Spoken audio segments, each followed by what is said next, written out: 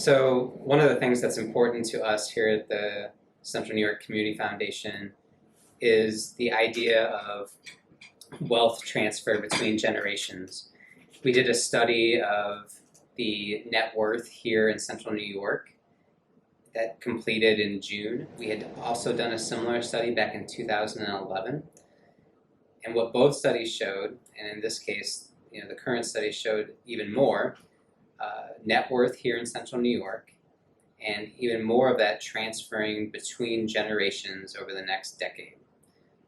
This is important to us because a lot of people who live in Central New York, their next generation may not be residents of Central New York. They may live in other places in the country.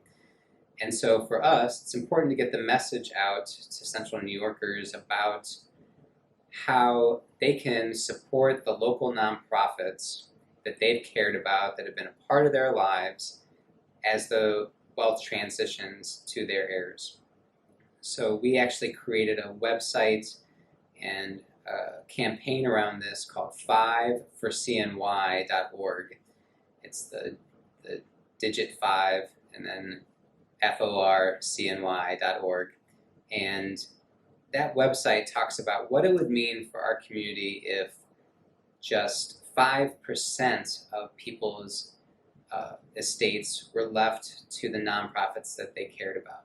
So 95% still goes to the kids and to the other heirs that you have, but 5%, if that were designated for local nonprofits, what would that mean? And that's really what the transfer of wealth study that we released this summer is all about. On the individual level, each household, the average household, will have that transfers wealth, will have about $80,000 that transfers. So when you think about the 5%, in the big numbers, that's like $1.3 billion if everybody did this together and did 5% of their estate transfers to local nonprofits. In the small numbers, that means that the average household would send about $4,000 of the $80,000 that they have on average to transfer between generations if they sent that to the nonprofits that they care about.